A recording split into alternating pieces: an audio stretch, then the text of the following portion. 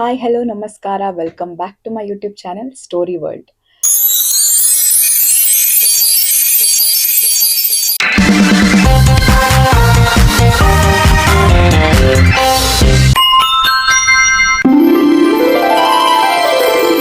ಯಾರೆಲ್ಲ ನನ್ನ ಚಾನೆಲ್ನ ಹೊಸದಾಗಿ ವಿಸಿಟ್ ಮಾಡ್ತಾ ಇದ್ರು ಪ್ಲೀಸ್ ಸಬ್ಸ್ಕ್ರೈಬ್ ಮಾಡಿ ಆ್ಯಂಡ್ ಬೆಲ್ಲೈಕನ್ನ ಮರೀದೆ ಪ್ರೆಸ್ ಮಾಡಿ. ಹೀಗೆ ಮಾಡೋದ್ರಿಂದ ನಾನು ಮುಂದೆ ಹಾಕೋ ಪ್ರತಿಯೊಂದು ವಿಡಿಯೋ ನೋಟಿಫಿಕೇಶನ್ ನಿಮ್ಗೆ ಮೊದಲು ಬಂದು ತಲುಪುತ್ತೆ. ಹಾಗೆ ಈ ವಿಡಿಯೋನ ಕೊನೆ ತನಕ ನೋಡಿ ಆ್ಯಂಡ್ ಲೈಕ್ ಶೇರ್ ಕಮೆಂಟ್ ಮಾಡಿ ಸಪೋರ್ಟ್ ಮಾಡಿ ಅಂತ ಕೇಳ್ಕೊತಾ ಇದ್ದೀನಿ. ಸೊ ನಾನು ಇವತ್ತು ಹೇಳೋಕೆ ಹೊರಟಿರೋ ಸ್ಟೋರಿ ಬಂದ್ಬಿಟ್ಟು ಸಮ್ಮರ್ ಕ್ಯಾಂಪ್. ಸಮ್ಮರ್ ಕ್ಯಾಂಪ್ ಅಂದರೆ ಯಾರಿಗೆ ಇಷ್ಟ ಇಲ್ಲ ಹೇಳಿ? ಎಲ್ಲರೂ ಚೈಲ್ಡ್ಹುಡ್ಡಲ್ಲಿ ಸಮ್ಮರ್ ಕ್ಯಾಂಪ್ ಹೋಗಿರ್ತಾರೆ. ಎಲ್ಲರೂ ಅಲ್ಲದೇ ಇದ್ದರೂ ಒಂದು ಕೆಲವೊಬ್ಬರಾದರೂ ಹೋಗಿರ್ತಾರೆ, ಎಕ್ಸ್ಪೀರಿಯನ್ಸ್ ಇರುತ್ತೆ. ಸೊ ಹಾಗೆ ಸಮ್ಮರ್ ಕ್ಯಾಂಪ್ ಅಂತಂದರೆ ಇವತ್ತು ನಾನು ಹೇಳೋಕೆ ಹೊರಟಿರೋ ಸ್ಟೋರಿ ಜಾಸ್ಟನ್ ಅನ್ನೋ ಹುಡುಗನ ಬಗ್ಗೆ. ಸೊ ಇವನು ಸಮ್ಮರ್ ಕ್ಯಾಂಪ್ಗೆ ಅಂತ ಹೊರಡಿರ್ತಾನೆ. 14 ಇಯರ್ಸ್ ಅವನಿಗೆ. ಸೊ ಹಾಗೆ ಒಂದು ಲೊಕೇಶನ್ ಅವನಿಗೆ ಹೇಳಿರ್ತಾರೆ ಸಮ್ಮರ್ ಕ್ಯಾಂಪ್ ಆರ್ಗನೈಸರ್. ಸೊ ಹಾಗೆ ಅವ್ನಿಗೆ ತುಂಬ ಇಷ್ಟ ಇರುತ್ತೆ ಹೋಗಬೇಕು ಅಂತ. ಅವನ ತಂದೆ ತಾಯಿ ಅಜ್ಜ ಅವ್ರ ಹತ್ರ ಎಲ್ಲ ಹೇಳಿರ್ತಾನೆ. ಸೊ ತಂದೆ ತಾಯಿ ಅವನಿಗೆ ಸಪೋರ್ಟ್ ಮಾಡ್ತಾರೆ, ನೀನು ಹೋಗ್ಬಿಟ್ಟು ಬಾ ಅಂತ. ಸೊ ಹಾಗೆ ಅವನ ಅಜ್ಜ ಅಜ್ಜಿ ಮನೆ ಇದೆಯಲ್ವಾ, ಸಮ್ಮರ್ ಕ್ಯಾಂಪ್ ಲೊಕೇಶನ್ಗೆ ಸ್ವಲ್ಪ ಹತ್ತಿರ ಇರುತ್ತೆ. ಇವನ ಮನೆ ಸ್ವಲ್ಪ ದೂರ ಇರುತ್ತೆ, ಆ ಮನೆ ಸ್ವಲ್ಪ ಹತ್ತಿರ ಇರುತ್ತೆ. ಹಾಗಾಗಿ ಅವನು ಅಜ್ಜ ಹತ್ರ ಮಾತಾಡಬೇಕಾದ್ರೆ ಅವ್ರು ಹೇಳ್ತಾರೆ, ನೀನು 2-3 ದಿವಸ ಮುಂಚೆನೇ ಇಲ್ಲಿ ಬಂದುಬಿಡು. ಆಮೇಲೆ ಆರ್ಗನೈಸರ್ ಹತ್ರ ಇಲ್ಲಿಂದಾನೆ ಪಿಕಪ್ ಮಾಡ್ಕೊಳ್ಳೋಕೆ ಹೇಳೋಣ, ಸ್ವಲ್ಪ ಈಸಿ ಆಗುತ್ತಲ್ವ ಅಂತ. ಸೊ ಹಾಗೆ ನಿಮಗೂ ಇಷ್ಟ ಆಗುತ್ತೆ, ಯಾಕಂದರೆ ಅಜ್ಜ ಅಜ್ಜಿ ಅಂದರೆ ಅವ್ನಿಗೆ ತುಂಬ ಇಷ್ಟ. ಅಲ್ಲೂ ಕಾಲ ಕಳಿಬೋದು, ಆಟ ಆಡ್ಬೋದು. ಆ್ಯಂಡ್ ಸಮ್ಮರ್ ಕ್ಯಾಂಪ್ಗೆ ಅಲ್ಲಿಂದಾನೆ ಹೋದರೆ ಚೆನ್ನಾಗಿರುತ್ತೆ ಅಂತ ಅಂದ್ಕೊಂಡು ಅವನು ಒಪ್ಕೊಳ್ತಾನೆ. ಸೊ ಅವನ ಅಜ್ಜ ಸಮ್ಮರ್ ಕ್ಯಾಂಪ್ ಆರ್ಗನೈಸರ್ ಹತ್ರ ವಿಷಯ ತಿಳಿಸ್ತಾರೆ. ಸೊ ಇಲ್ಲಿಂದಾನೇ ಬರ್ತಾನೆ ಅವನು. ಸೊ ನೀವೊಂದು ಲೊಕೇಶನ್ ಹೇಳಿದರೆ ನಾನು ಅಲ್ಲಿ ಕರ್ಕೊಂಡು ಬರ್ತೀನಿ, ಮತ್ತು ಅಲ್ಲಿಂದ ಅವನು ಪಿಕಪ್ ಮಾಡಿ ಕರ್ಕೊಂಡು ಹೋಗಿ ಆನ್ ದ ವೇ ಅಂತ ಅವರು ಒಪ್ಕೊಳ್ತಾರೆ. ಸೊ ಹಾಗೆ ಸಮ್ಮರ್ ಕ್ಯಾಂಪ್ ಹೋಗೋ ದಿನ ಬರುತ್ತೆ. ಸೊ ಆ ಡೇ ರೆಡಿಯಾಗಿ ಹೊರಡ್ತಾರೆ ಅವರು, ಅಂದರೆ ಲಗೇಜ್ ಎಲ್ಲ ಇಟ್ಕೊಂಡು ಕಾರಲ್ಲಿ. ಅವನ ಅಜ್ಜ ಸಮ್ಮರ್ ಕ್ಯಾಂಪ್ ಆರ್ಗನೈಸರ್ ಯಾವ ಲೊಕೇಶನ್ ಹೇಳಿರ್ತಾರೋ ಅಲ್ಲಿಗೆ ಬಂದು ನಿಲ್ಲಿಸ್ತಾರೆ. ನಿಲ್ಲಿಸಿ ನೋಡಿದಾಗ ಸಮ್ಮರ್ ಕ್ಯಾಂಪ್ ಹೋಗೋವಂಥ ಬಸ್ ಆಗಿರ್ಬೋದು ಅಥವಾ ಯಾವುದೇ ಸ್ಟೂಡೆಂಟ್ಸ್ ಆಗಿರ್ಬೋದು ಯಾರೂ ಇರಲ್ಲ ಅಲ್ಲಿ. ಸೊ ಇವ್ರು ವೆಯ್ಟ್ ಮಾಡ್ತಾರೆ, ಇನ್ನೂ ಬಂದಿಲ್ಲ ಅನಿಸುತ್ತೆ ಅಂತ ವೆಯ್ಟ್ ಮಾಡ್ತಾರೆ. 1 ಗಂಟೆ ಆಗುತ್ತೆ, 2 ಗಂಟೆ ಆಗುತ್ತೆ, ಬರೋದು ಕಾಣಿಸಲ್ಲ. ಕಾಲ್ ಮಾಡ್ತಾ ಇರ್ತಾರೆ, ಕಾಲ್ ಪಿಕ್ ಮಾಡ್ತಾ ಇರಲ್ಲ. ಸೊ ಇವ್ರಿಗೆ ತುಂಬ ಕೋಪ ಬರುತ್ತೆ, ಏನು ರೆಸ್ಪಾನ್ಸಿಬಿಲಿಟಿನೇ ಇಲ್ಲ ಇವ್ರಿಗೆ ಅಂತ. ಬಟ್ ಆದರೂ ಸಮ್ಮರ್ ಕ್ಯಾಂಪ್ಗೆ ತನ್ನ ಮೊಮ್ಮಗನ್ನ ಕಳಿಸ್ಲೇಬೇಕು ಅನ್ನೋ ಹಠದಲ್ಲಿ ಅವ್ರೇನು ಮಾಡ್ತಾರೆ, ಅವರೇ ಕಾರ್ ಡ್ರೈವ್ ಮಾಡಿಕೊಂಡು ಯಾವ ಲೊಕೇಶನ್ ಇರುತ್ತೆ ಅವ್ರು ಹೇಳಿರ್ತಾರೆ ಆಲ್ರೆಡಿ, ಒಂದು ಬೆಟ್ಟ ಅಲ್ಲಿಗೆ ಹೋಗೋದಕ್ಕಿರುತ್ತೆ. ಸೊ ಲೊಕೇಶನ್ ಅವ್ರಿಗೆ ಗೊತ್ತಿರುತ್ತಲ್ವಾ, ಅಂದರೆ ಆಫ್ ರೋಡ್ ಹೋಗಬೇಕಾಗಿರುತ್ತೆ, ಮೇನ್ ರೋಡ್ಗಿಂತ ಆಫ್ ರೋಡಲ್ಲಿ ಸ್ವಲ್ಪ ಒಳಗಡೆ ಹೋಗಬೇಕಾಗಿರುತ್ತೆ. ಅಜ್ಜಾನೇ ಕರ್ಕೊಂಡು ಹೋಗ್ತಾರೆ ಅವನನ್ನು. ಕರ್ಕೊಂಡು ಹೋಗಿ ಅಲ್ಲಿ ಕಾರಿಂದ ಇಳಿದು ಲಗೇಜ್ ಎಲ್ಲ ತಗೊಂಡು ಅವ್ರು ಹೋಗ್ತಾ ಇರಬೇಕಾದ್ರೆ ಅಲ್ಲಿ ಸಮ್ಮರ್ ಕ್ಯಾಂಪ್ ಆರ್ಗನೈಸರ್ ಸಿಗ್ತಾರೆ. ಸೊ ಅವರನ್ನು ನೋಡಿ ಅಜ್ಜನಿಗೆ ತುಂಬ ಕೋಪ ಬರುತ್ತೆ, ಯಾಕಂದರೆ ಒಂದು ರೆಸ್ಪಾನ್ಸಿಬಿಲಿಟಿ ಅಲ್ವಾ. ಅವ್ರು ವೆಯ್ಟ್ ಮಾಡ್ತಾ ಇರ್ತಾರೆ, ಇವ್ರು ಬರಲಿಲ್ಲ. ಈಗ ಇವರಿಗೆ ಕಾರ್ ಡ್ರೈವಿಂಗ್ ಗೊತ್ತಿದ್ರಿಂದ ಆಯಿತು, ಇಲ್ಲಾಂದರೆ ಸಮ್ಮರ್ ಕ್ಯಾಂಪೇ ಒಂದು ವೇಸ್ಟಾಗಿ ಹೋಗ್ತಾ ಇತ್ತು. ಸೊ ಹಾಗಾಗಿ ಹೋಗೋಕ್ಕಾಗ್ತಾ ಇರಲಿಲ್ಲ. ಅವ್ರಿಗೆ ತುಂಬ ಕೋಪ ಬರುತ್ತೆ, ತುಂಬಾ ಬೈತಾರೆ. ಬಟ್ ಆದರೂ ಆರ್ಗನೈಸರ್ ಏನೂ ಅನ್ನಲ್ಲ, ಸುಮ್ಮನೆ ಹುಡುಗನ್ನ ಕರ್ಕೊಂಡು ಹೋಗ್ತಾರೆ ಅವ್ನ ಟೆಂಟ್ ಹತ್ರ. ಹೋಗಿ ಅಜ್ಜ ಅವರನ್ನು ಡ್ರಾಪ್ ಮಾಡಿ ಅಲ್ಲಿಂದ ಅವ್ರ ಮನೆಗೆ ಹೊರಡ್ತಾರೆ. ಸೊ ಟೆಂಟ್ ಹತ್ರ ಹೋಗಬೇಕಾದ್ರೆ ಅವ್ನ ಹುಡುಗನ ಹೆಸರು ಇರುತ್ತಲ್ವ, ಜಾಸ್ಟನ್ ಅಂತ. ಆ ಟೆಂಟ್ ಹತ್ರ ಹೋಗಿ ಅವ್ನ ಲಗೇಜ್ ಎಲ್ಲ ಇಟ್ಟು ಅವನು ಮಕ್ಕಳೆಲ್ಲ ಎಲ್ಲಿರ್ತಾರೆ ಅಲ್ಲಿಗೆ ಬರ್ತಾನೆ. ಬರಬೇಕಾದ್ರೆ ಆ ವಾತಾವರಣ ತುಂಬ ಡಿಫ್ರೆಂಟ್ ಆಗಿರುತ್ತೆ, ತುಂಬ ವಿಚಿತ್ರವಾಗಿರುತ್ತೆ. ಅವ್ನಿಗನ್ಸುತ್ತೆ ಏನು ನಡೀತಾ ಇದೆ ಇಲ್ಲಿ, ಅಂದರೆ ಎಲ್ಲ ಮಕ್ಕಳು ರೌಂಡಾಗಿ ಕುತ್ಕೊಂಡು ಕೈ ಹಿಡ್ಕೊಂಡು ಎಲ್ಲರೂ ಏನೋ ಮಾತಾಡ್ತಿರ್ತಾರೆ ಅಂತಂದರೆ ಏನು ಅಂತ ಅರ್ಥ ಆಗ್ತಿರಲ್ಲ. ಎಲ್ಲರೂ ಕೋಪದಲ್ಲಿರ್ತಾರೆ. ಸೊ ಇವನು ಹೋದ ತಕ್ಷಣ ಇವನೇನು ಮಾಡ್ತಾನೆ ಅದನ್ನೆಲ್ಲ ಕೇರ್ ಮಾಡಿದೆ, ಇವನು ಹೋಗಿ ಅವ್ರನ್ನ ಜಾಯಿನ್ ಆಗ್ತಾನೆ. ಹಾಗೆ ಇವನು ಕೈ ಹಿಡ್ಕೊಂಡು ಹಾಗೆ ಕುತ್ಕೊಳ್ತಾನೆ. ಬಟ್ ಆವಾಗ ಎಲ್ಲ ಅಲ್ಲಿರೋ ಮಕ್ಕಳೆಲ್ಲ ಇವನ್ನ ನೋಡೋದಕ್ಕೆ ಶುರು ಮಾಡ್ತಾರೆ, ಅದು ಕೋಪದಲ್ಲಿ. ಇವನಿಗೆ ಏನು ಅಂತ ಅರ್ಥ ಆಗಲ್ಲ. ಒಬ್ಬ ಹುಡುಗ, ಅಂದರೆ ಇವನು ಆಪೋಸಿಟ್ ಕುತ್ಕೊಂಡಿರ್ತಾನಲ್ಲ, ಆ ಹುಡುಗ ಅಲ್ಲೇ ಸ್ವಲ್ಪ ಹೊರಗಡೆ ಹೋಗಿ ಒಂದು ಕಲ್ಲು ಎತ್ಕೊಂಡು ಬಂದು ಇವನ್ನ ಹೊಡೆಯೋಕೆ ಬರೋ ಹಾಗೆ, ಕೋಪದಲ್ಲಿ ಬರೋ ಹಾಗೆ ನಡ್ಕೊಂಡು ಬರೋದಕ್ಕೆ ಶುರು ಮಾಡ್ತಾನೆ. ಸ್ವಲ್ಪ ಹೊತ್ತಾದಮೇಲೆ ಅವನ ಜೊತೆ ಅಲ್ಲಿ ಮಿಕ್ಕಿದ ಮಕ್ಕಳು ಇರ್ತಾರಲ್ವ, ಅವರು ಸೇರ್ಕೊಳ್ತಾರೆ.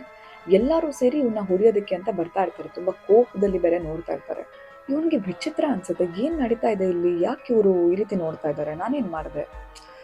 ಸೊ ಹಾಗೆ ತಪ್ಪಾಗಿದ್ದು ಅವ್ರ ಕಡೆಯಿಂದ ಅಲ್ವಾ, ಅವರು ಪಿಕ್ಕೆ ಮಾಡಿರಲ್ಲ ಇವನನ್ನು. ಸೊ ಬಟ್ ಆದರೂ ಮಕ್ಕಳೆಲ್ಲ ಆ ರೀತಿ ರಿಯಾಕ್ಟ್ ಮಾಡೋಕ್ಕೆ ಸಾಧ್ಯ ಇಲ್ಲ, ಏನು ನಡೀತಾ ಇದೆ ಅಂತ ಅವನು ತುಂಬ ಶಾಕಲ್ಲಿ ಇರಬೇಕಾದ್ರೆ ಇವನು ಅವ್ರು ತುಂಬ ಹತ್ತಿರ ಬರ್ತಾರೆ. ಹತ್ತಿರ ಬಂದಾಗ ಸಮ್ಮರ್ ಕ್ಯಾಂಪ್ ಆರ್ಗನೈಸರ್ ಇರ್ತಾರಲ್ವ, ಅವರನ್ನು ಒಂದು ಜೋರಾಗಿ ಕೂಗೋದಕ್ಕೆ ಶುರು ಮಾಡ್ತಾರೆ, ಪ್ಲೀಸ್ ಹೆಲ್ಪ್ ಮಾಡಿ, ಇಲ್ಲಿ ಇವರೆಲ್ಲ ನನಗೆ ಹೊಡಿಯೋದಕ್ಕೆ ಬರ್ತಾ ಇದ್ದಾರೆ ಅಂತ. ಸೊ ಅವರು ಎಷ್ಟೇ ಕರೆದ್ರೂ ಅವ್ರು ಬರಲ್ಲ. ಇವನಿಗೆ ತುಂಬ ಭಯ ಆಗುತ್ತೆ. ಇವನು ಅಲ್ಲಿಂದ ಓಡ್ಕೊಂಡು ಬಂದು ಇವನ್ನ ಟೆಂಟ್ ಏನಿರುತ್ತೆ ಅಲ್ಲಿ ಒಳಗೆ ಬಂದು ಬಾಗಿಲ್ಲ, ಅಂದರೆ ಆ ಕರ್ಟನ್ ಹಾಕಿಬಿಡ್ತಾನೆ. ಕರ್ಟನ್ ಹಾಕಾದ್ಮೇಲೆ ಆ ಟೆಂಟ್ ಒಳಗಡೆ ಯಾರೂ ಬರಲ್ಲ. ಅಂದರೆ ಅವ್ರು ಅಟ್ಯಾಕ್ ಮಾಡಬೇಕು ಅಂತ ಅಂದ್ಕೊಂಡಿದ್ದರೆ ಅದರೊಳಗಡೆ ಬರಬೇಕಾಗಿತ್ತಲ್ವ, ಯಾರೂ ಬರಲ್ಲ. ಫುಲ್ ನಿಶ್ಶಬ್ದ ಆಗೋಗುತ್ತೆ, ಫುಲ್ ಸೈಲೆಂಟ್ ಆಗುತ್ತೆ, ಹಾಗೆ ಕತ್ಲಾಗುತ್ತೆ. ಇವನಿಗೆ ಭಯದಿಂದ ಹೊರಗಡೆ ಬರೋದಕ್ಕೂ ಭಯ ಆಗುತ್ತೆ, ಇವನು ಬರಲ್ಲ, ಅಲ್ಲೇ ಇರ್ತಾನೆ.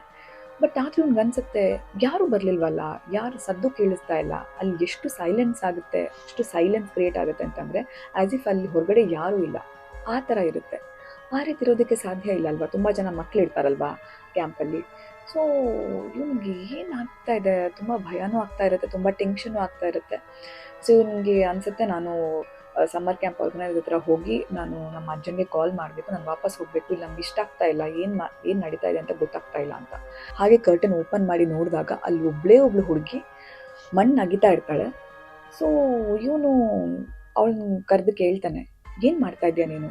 ಅವಳೇನು ಮಾತಾಡಲ್ಲ, ಅಗಿಯೋದ್ರಲ್ಲೇ ಬ್ಯುಸಿ ಇರ್ತಾಳೆ. ಮಿಕ್ಕವ್ರು ಯಾರೂ ಕಾಣಿಸ್ತಾ ಇರಲ್ಲ, ಆರ್ಗನೈಸರು ಕಾಣಿಸ್ತಾ ಇರಲ್ಲ, ಬರೀ ಆ ಹುಡುಗಿ ಮಾತ್ರ ಅಗಿತಾ ಇರ್ತಾಳೆ.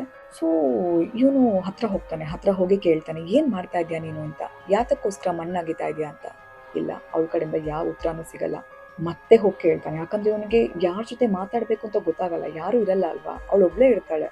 ಇವನಿಗೆ ಮಾತಾಡಲೇಬೇಕು ಅನಿಸುತ್ತೆ, ಯಾಕಂದರೆ ಇವನು ಕ್ಯಾಂಪ್ಗೆ ಬಂದಿರೋದು ಅಲ್ಲಿ ಎಂಜಾಯ್ ಮಾಡೋದಕ್ಕೆ. ಬಟ್ ಈ ರೀತಿ ನಡೀತಾ ಇದೆ, ಏನು ಮಾಡೋದು ಅಂತ ಗೊತ್ತಾಗದೆ ಅವನು ಅವಳ ಹತ್ರ ಮತ್ತೆ ಪದೇ ಕೇಳೋದಕ್ಕೆ ಶುರು ಮಾಡ್ತಾನೆ.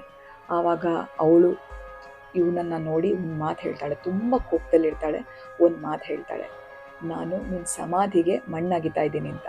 ಆವಾಗ ಇವನಿಗೆ ಏನು ಹೇಳ್ತಾ ಇದ್ದಾಳೆ ಈ ಹುಡುಗಿ, ತುಂಬಾ ಭಯ ಆಗುತ್ತೆ. ಯಾಕಂದರೆ ಅವಳ ಕಣ್ಣು ಫುಲ್ ವೈಟ್, ಅಂದರೆ ಕಂಪ್ಲೀಟಾಗಿ ಒಂದು ಗೋಸ್ಟ್ ಥರ ಕಾಣಿಸ್ತಾ ಇರ್ತಾಳೆ. ಇವನಿಗೆ ಏನು ಮಾಡಬೇಕು ಅಂತ ಗೊತ್ತಾಗಲ್ಲ. ಇವನು ಅವಳನ್ನು ನೋಡಿ ಹೆದರ್ಕೊಂಡು ಇಲ್ಲಿ ಟೆಂಟ್ ಹತ್ರ ಓಡ್ಕೊಂಡು ಬಂದಾಗ ಯಾರೋ ಟೆಂಟ್ ಒಳಗಡೆ ಇವನನ್ನು ದಬ್ಬಿ ಒಳಗಡೆ ನುಗ್ದಾಗುತ್ತೆ. ಸೊ ಯಾರು ಅಂತ ತಿರುಗಿ ನೋಡಿದಾಗ ಕ್ಯಾಂಪ್ ಆರ್ಗನೈಸರ್ ಹಾಗೆ ಉಳಿದ ಮಕ್ಕಳೆಲ್ಲ ಇರ್ತಾರಲ್ವ, ಎಲ್ಲರೂ ಇರ್ತಾರೆ. ಸೊ ಉಳಿದ ಮಕ್ಕಳೆಲ್ಲ ಹ್ಯಾಕ್ ಕಾಣಿಸ್ತಾ ಇರ್ತಾರೆ ಅಂತಂದರೆ, ಒಬ್ಬರ ಮೈಕೈ ಸುಟ್ಟಿರುತ್ತೆ, ಒಬ್ರಿಗೊಂದು ಕಣ್ಣೇ ಇರಲ್ಲ, ಒಬ್ರಿಗೊಂದು ಕಾಲು ಮುರಿದಿರುತ್ತೆ, ಕೈ ಮುರಿದಿರುತ್ತೆ, ಎಲ್ಲ ಚಿತ್ರವಾಗಿ ಕಾಣ್ತಾ ಇರ್ತಾರೆ. ಹಾಗೆ ಆರ್ಗನೈಸರು ಅಷ್ಟೇ, ಮುಖ ಎಲ್ಲ ಸುಟ್ಟು ಹೋಗಿರುತ್ತೆ. ಸೊ ಇವನಿಗೆ ಏನು, ಇವರು ಸರಿಯಾಗಿ ಇದ್ರಲ್ವ, ಏನಾಯ್ತು ಇವನಿಗೆ ಫುಲ್ ಕನ್ಫ್ಯೂಷನಲ್ಲಿ ಏನು ಅಂತಲೇ ಗೊತ್ತಾಗಲ್ಲ.